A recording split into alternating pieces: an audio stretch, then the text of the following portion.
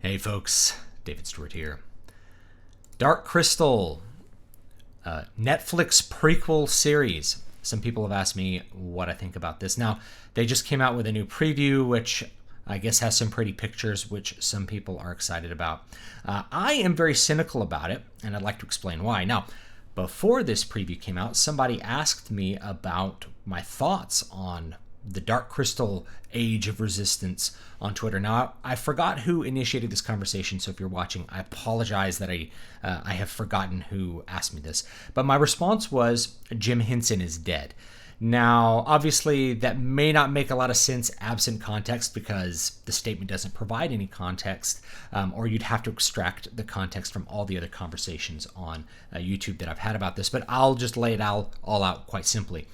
Which is Jim Henson was the creator of the Dark Crystal. He directed it with Frank Oz. He created the story, he produced it. It was his company. It was his puppetry company. It was his baby, and he's gone.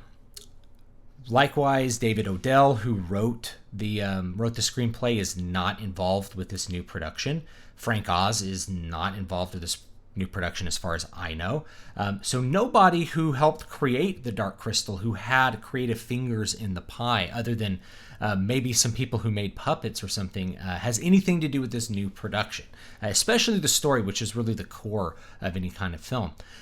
So I'm very cynical about it because I don't think you can separate creator and creation. And when you do, you end up with soulless and heartless things like the Star Wars sequel trilogy. Most franchises that are corporately owned, I've explained this with the 5 phases of corporate IP ownership, because the corporation owns the intellectual property, owns the franchise, the creative people who create the original project eventually fall out of it, and you end up with this milking phase where you're just making new stuff for the sake of making money. The quality declines. There's a heartless quality to the art, or you hand it over to new artists who don't have the same understanding or reverence for the story elements or the characters as the original creators did.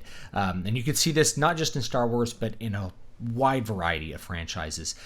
Once the creator and the creation are separated through the magic of our corporate IP system, you end up with that corporate IP 5-phase inevitable and in some cases unending cycle. So this would be a phase 5 thing, which is reboot. So the 5 phases, in case you forgot them: creation, explosion, milking, death, and reboot. So Dark Crystal's kind of unique in that it never really had the big explosion phase. It was, I don't want to say a failure because I don't think it was a creative failure, but I don't think it was commercially successful initially.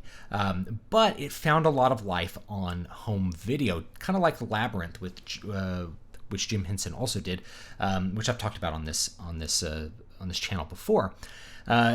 Children of the 80s in particular have a lot of attachment to those Jim Henson movies because we watched them a lot growing up. Certainly Labyrinth and Dark Crystal I'm pretty familiar with. And so it was only natural that now that all the millennials are grown up and have Netflix accounts, you can reboot the franchise. And part of the reboot phase is that you are cueing into the nostalgia of the past. So in other franchises who've gone through milking and death in a more standard fashion, like say Star Trek, which got milked through its series, finally died but without even completing its run of Enterprise, and then was literally rebooted. And when it was rebooted by J.J. Abrams, or directed by J.J. Abrams, a big part of it was cueing into the nostalgia of the past. People had forgotten the lower quality stuff that had come before it, and were excited to see a reboot. Going back to roots, if you will. And we're going to keep seeing that cycle, I think, in most IPs. Dark Crystal was unique in that it didn't really have that explosion and milking phase. It just kind of went into hibernation, and now it's going to go into the reboot phase. And if the reboot's successful, then you go back to phase 3, which is milking, and you produce more and more of it of ever decreasing quality until it dies again, and then you try to reboot it again. So yes, I'm very cynical about this. None of the creative team are really involved with this. And it's also an opportunity to inject things that were beyond the scope of the original creator. So you could inject politics into this. You could inject lots of artistic elements that were not part of the original intent of the creator. Kind of like how when showrunners change on like a long-running TV series, they make choices with the characters that upset the fans. This all has to do with those phases of ownership where you don't have the original creator or the creative team that creates it actually owning the IP. You have a corporation, and people continue to buy the franchise because it's the franchise they're attached to, not to the creators. We need to make sure the creators and the franchise stay together.